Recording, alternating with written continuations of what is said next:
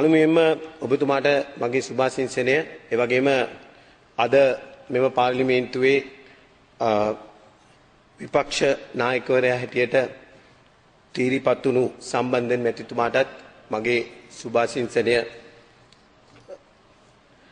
මම සතුටු වෙනවා වැඩියෙන්ම අසාධාරණයට ලක්වෙච්ච කෙනෙක් හැටියට මේ පාර්ලිමේන්තුවේ ගිය පාර්ලිමේන්තුවේ මේ ගැලරිය උඩ ඉඳගෙන මම බලාගෙන හිටපු කෙනෙක් හැටියට අද මෙම පාර්ලිමේන්තුවේ මට කතා කරන්නට අවස්ථාවක් ලැබීම ගැන 1980 දශකයේ සිට අපේ රටේ දේශපාලන නායකයන් විශාල ප්‍රමාණයක් මට දේශපාලනයට එන්නට කියලා ඉවර වෙලා ආරාධනය කළා.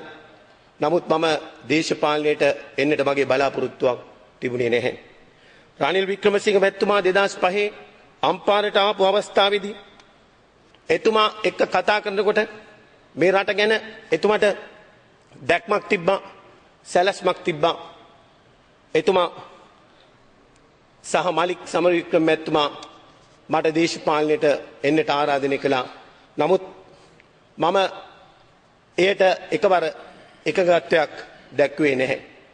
මම එතුමත් එක්ක කතා කළා.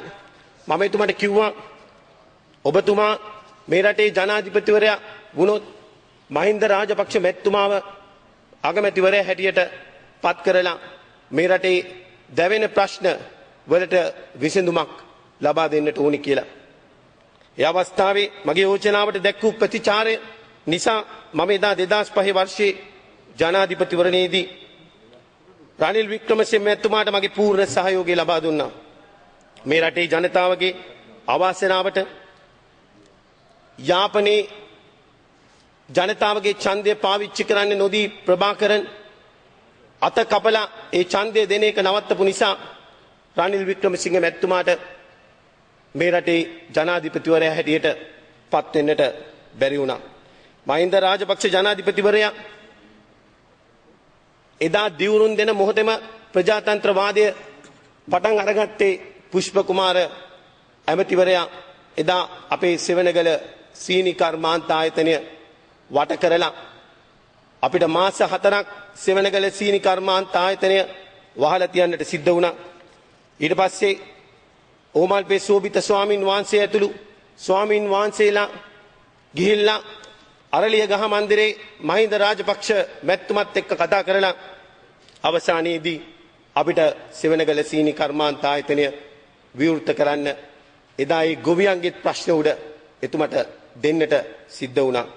අම්පාර දිස්ත්‍රික්කයේ එක්සත් ජාතික පාක්ෂිකයන්ගේ ඡන්දයෙන් පත් වුණ පී දයාරත්න මැතිතුමා නොයෙකුත් වරදාන වලට අනිත් පැත්තට රාජපක්ෂ ආණ්ඩුවට එකතු වුණ අවස්ථාවේදී එදා එක්සත් ජාතික පක්ෂයේ වගකීම අම්පාර දිස්ත්‍රික්කයේ මට බාර වුණා. පළමුවෙන්ම මාව දේශපාලනයට ගෙනාපු රනිල් වික්‍රමසිංහ මැතිතුමාට මගේ ගෞරවයේ ස්තුතිය පුද කරන අතර මෙවර අගෝස්තු 17 වෙනි දින පැවැත්වූ පාර්ලිමේන්තු මැතිවරණයේදී දිගාමඩුල්ල දිස්ත්‍රික්කයේ ජයග්‍රහණය කරගෙන යන්නට මට ශක්තියක් ලබා දී මාව අම්පාර දිස්ත්‍රික්කයෙන් මුල්තරට ඔසවා තිබූ දිගාමඩුල්ල දිස්ත්‍රික්කයේ ජීවත් වන සිංහල දෙමළ මුස්ලිම් බර්ග සියලු ජන හදවත්වලට මගේ ගෞරවයේ ස්තුතිය සහ ප්‍රණාමය පුද කර සිටිනවා. ඒ වගේම මම දේශපාලනයට ඉදිරිපත් වුණු පළමු අවස්ථාවේ සිට මගේ කොළඹ කාර්යාලයට ග්‍රනේඩ් එකක් ගහලා අම්පාරේ දෙපාරක් බෝම්බ ගහලා මගේ සේවකයෝ බෝම්බ දෙකේදීම 5 දෙනෙක් සහ 4 දෙනෙක් ජීවිතක්ෂයට පත් වුණා.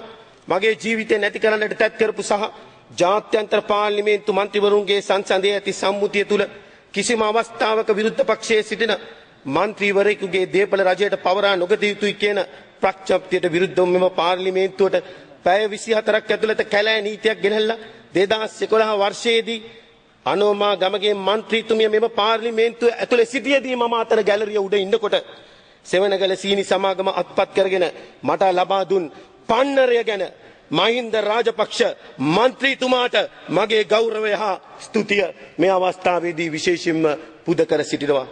ගරු නියෝජ්‍ය කාරක සභාපතිතුමනි, මුළු පාර්ලිමේන්තුවම එකතු වී සකස් කර 17 වන සංශෝධනය තුලින් ඇති කරන්නට යෙදුණු ස්වාධීන කොමිෂන් තුලින් ජනතාවගේ පරමාධිපත්‍යයේ තහවුරු කරන්න තිබුණු අවස්ථාව නැති කරමින් හිටපු බලලෝභී නායකයා ඔහුට ජනතාව නොදීපු වරමක් පාර්ලිමේන්තුවේ සංයුතිය වෙනස් කරමින් 3/2කට වැඩි බලයක් ඇති Tamanට අවශ්‍ය කරන ආකාරයේ පාර්ලිමේන්තුවක් සකස් කර ගනිමින් 18 වන සංශෝධනයේ තුලින් මැරෙනකන් ජනාධිපතිය හැටියට ඉන්නට පුළුවන් ක්‍රමයක් හදාගත්තා.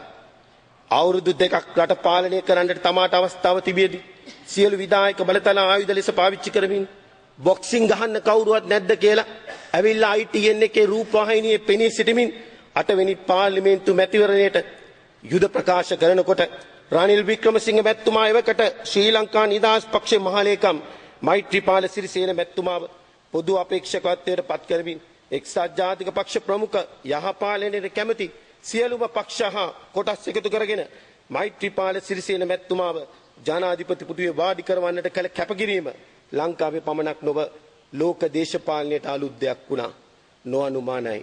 ඊට පස්සේ අපි හදපු දින 100 ආණ්ඩුවේ හිටපු පාලකයා ඇති කළ ගිනස් පොතට ඇතුල් විය යුතු ජම්බෝ කැබිනට් එක මං හිතන්නේ 108ක්ද කොහෙද හිටියා. අපි අමාත්‍යාංශ කැබිනට් අමාත්‍ය 39ක් හා කැබිනට් නොවන අමාත්‍යාංශ 36කට අඩු කළා. එක්සත් ජාතික පක්ෂ ප්‍රමුඛ දින 100 ආණ්ඩුවේ දා පහුගිය දශකයේ තුල ආණ්ඩුව ජනතාවගේ බඩ මිරිකලා බෙල්ල මිරිකලා ඩීසල් පෙට්‍රල් ගෑස් කිරිපිටි සහ අත්‍යවශ්‍ය භාණ්ඩවලට බදු පිට බදු ගහලා ආණ්ඩුවේ භාණ්ඩාගාරයේ පුරෝගෙන නාස්තිය දූෂණය කළ මුදල් අපි ඒ සියලු බදු ඉවත් කරලා ජනතාව ණය බරින් නිදහස් කරන්නට අපි වැඩ කටයුතු කළා. මෙම මැතිවරණයේදී එක්සත් ජාතික පක්ෂ රජය තුලින් රට බෙදෙනවා කියන මතයක් ගොඩනැගීමකට කොපමණ උත්සාහ කළත් එක්සත් ජාතික පෙරමුණ කෙරෙහි විශ්වාසය තබා අපට පාර්ලිමේන්තු ආසන 107ක් ලබා දුන් ජනතාවට මගේ ගෞරවය හා ස්තුතිය පුද කර සිටිනවා.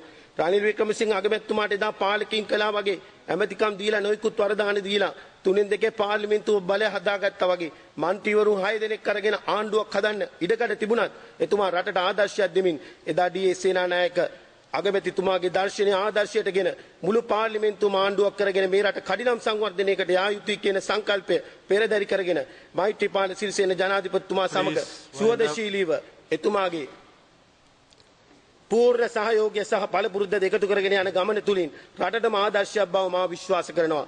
එදා 19 වන සංසෝධයේදී කැබිනට්ටුවට 30කට හා කැබිනට් නොවන ඇමතිවරු 40කට සීමා කළා. නමුත් අද වසර දෙකක් මේ රටේ ප්‍රශ්නවලට විසඳුම් ලබා දීමට ඇති අවශ්‍යතාවය නිසා එම සීමාව ඉවත් කර කැබිනට් ඇමතිවරු 48ක් සහ කැබිනට් නොවන ඇමතිවරු 45කට අද මේ පාර්ලිමේන්තුවේ අනුමැතියක් ගන්නට මෙම යෝජනාව ඉදිරිපත් කරලා තියෙන්නේ. මෛත්‍රීපාල සිරිසේන ජනාධිපතිතුමා සහ රනිල් වික්‍රමසිංහ අපේ අගමැතිතුමාටත් මාස 60ක් ඇතුළත පහුගිය දශකය තුළ විනාශ කළ අපේ ආර්ථිකය ගොඩනගා අපේ රටේ වැටි තිබෙන ණය උගුලෙන් ගලවාගෙන අලුත් රටක් අනාගත දරපරකට දායාද කරන්නට 2 minutes more. කරන්නට කඩිනම් වැඩපිළිවෙලක් දියත් කරන්නට ඇති අවශ්‍යතාවය මෙම ගරු පාර්ලිමේන්තුවේ මන්ත්‍රීවරුන්ට පුන පුනා කියන්නට අවශ්‍යතාවයක් නැතයි කියා මම විශ්වාස කරනවා. අපේ ආර්ථික දැක්ම සැමටම ධනවත් සමාජයක් දායාද කරන්නට දැනටම රනිල් වික්‍රමසිංහ අගමැතිතුමා පසුගිය ආණ්ඩුව අපට අහිමි කළ GSP+ තීරුබදු සහනය ලබා ගන්නට අවශ්‍ය කටයුතු ආරම්භ කරලා අපි බලාපොරොත්තු වෙනවා අපේ රටේ කර්මාන්තකරුවන්ට යුරෝපයේ කෝටි 50ක ජනගහනය අපේ වෙළඳපොළක් කරගන්නට අවස්ථාව උදා කර දෙන්නට මීට අමතරව දීවර නිෂ්පාදන අපනයනයට සම්බන්ධව තහනපද 2015 වර්ෂයේ නිමවන්නට පෙර නැවත ලබා ගන්නට බලාපොරොත්තු වෙනවා.